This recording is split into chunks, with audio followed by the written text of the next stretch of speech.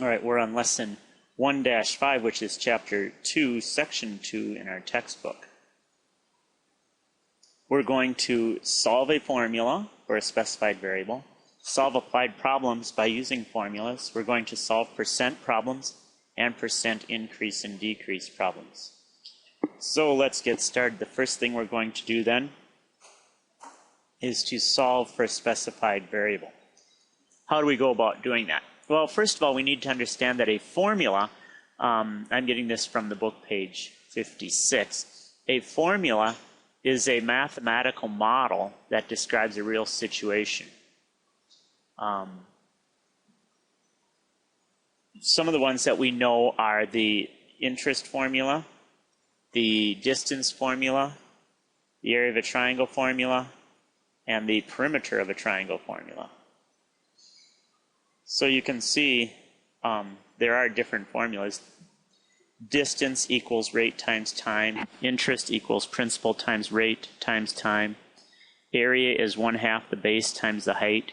Perimeter is the length, twice the length plus twice the width, and so on. So let's get started by solving for a specified variable.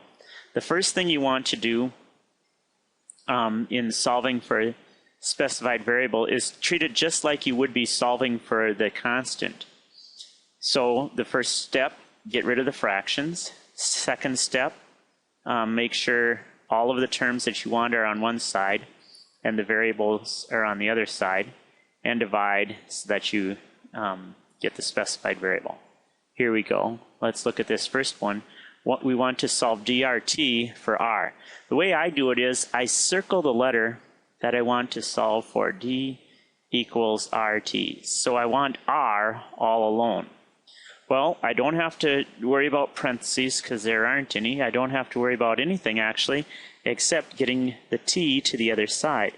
So using my multiplication property, I'm going to divide both sides by T, and I get R equals D over T. That one was pretty easy. You try this one and see how you do.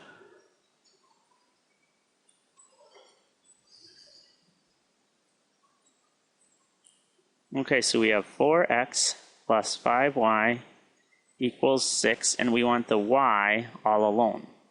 First thing we're going to do is subtract 4x from both sides,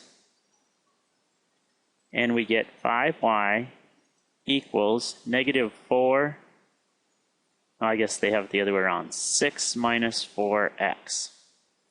Divide both sides by 5, and we have y equals 6 minus 4x over 5. Next one. Solve this one for L. A little bit more difficult because the first thing we have to do is subtract 2w from each side, and we get P minus 2w equals 2L. Remember, we're getting the L all alone, so let's divide both sides by 2, and we get L equals P minus 2w over 2. You try this one and see how you do.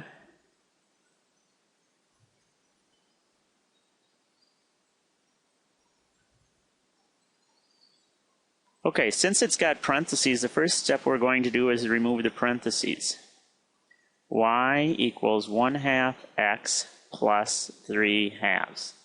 We want the x all alone. Remember, I circle it. So I'm going to subtract 3/2 from each side.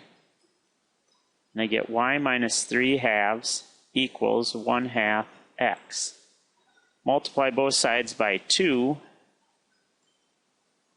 and I get 2y minus 3, the 2/2 cancel, equals x.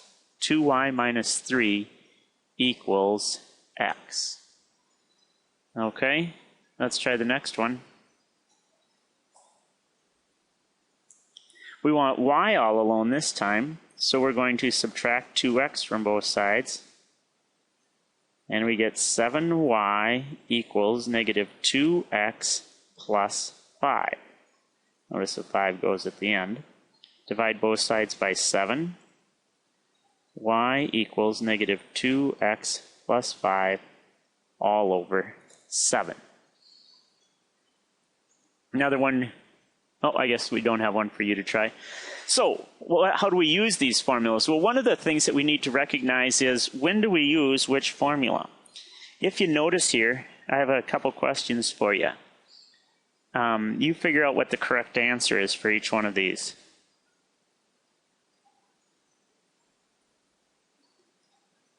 Okay, molding goes around a window, so we need to know the measure around, or we need to know the perimeter. Here's our tile floor. We're going to cover the floor with it, so we need to know the area. How about this one? It tells us to find the average rate. Okay, using the distance formula, distance equals rate times time.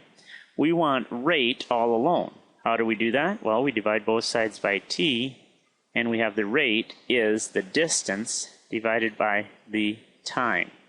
In this case, 15 miles divided by 1/3 of an hour, the rate will be 45 miles per hour. You try this one.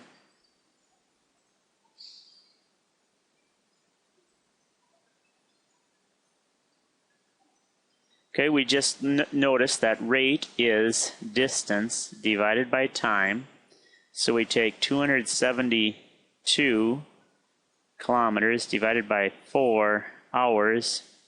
Works out to be, what is that, about 68 or so? I'll use my calculator just to make sure.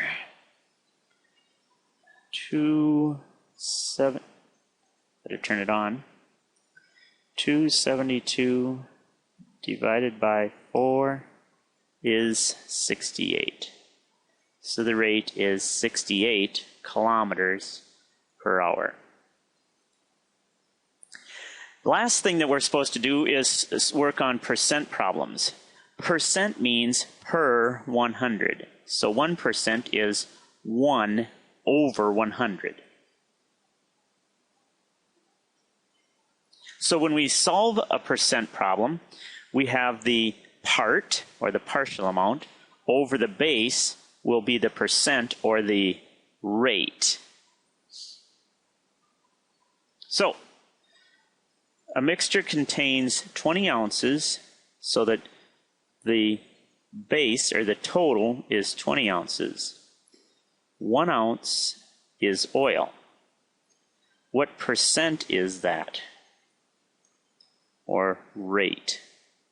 So 1 divided by 20 gives us 0.05, but that we want it per 100, which should be 5 per 100, or 5%. You see if you can do this one.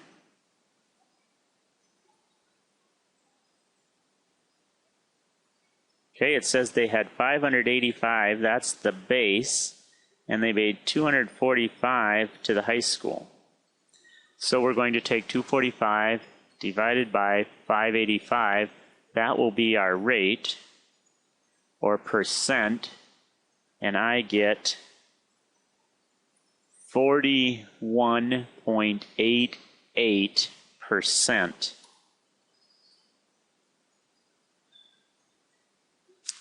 Okay, let's try this one. This is more a picture problem, isn't it? Okay, so we've got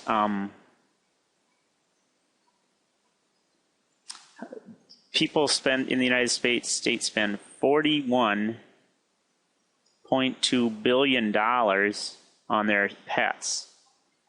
We want to know how much money is spent on pet supplies. Where's our pet supplies?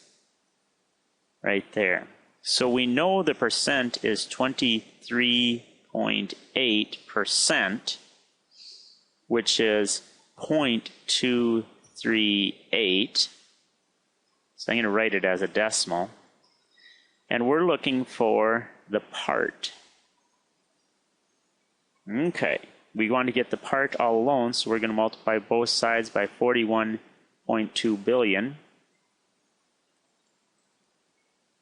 These cancel, and so the part is 0.238 times 41.2 gives us 9 point to the nearest tenth of $1 billion, $9.8 billion.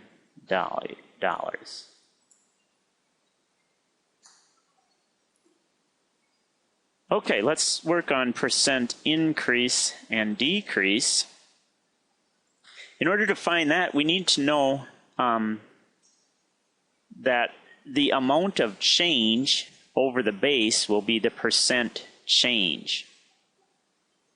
Remember that the base is the original number. Okay, so let's look at this one and see what we get. A cost of living salary increase resulted in Keith's monthly salary going from $1,300, that was his old salary, $1,352. Okay, well, if we do this change here, if you notice, that's going to tell us what the total new percent is. We don't want that. We want the percent increase. So 1,300 is still the base, but how many dollars was his increase? The dollars was 52. So if we take 52 divided by 1,300, we get 0.04, which is 4%. Okay? Now you try this one and see what you get.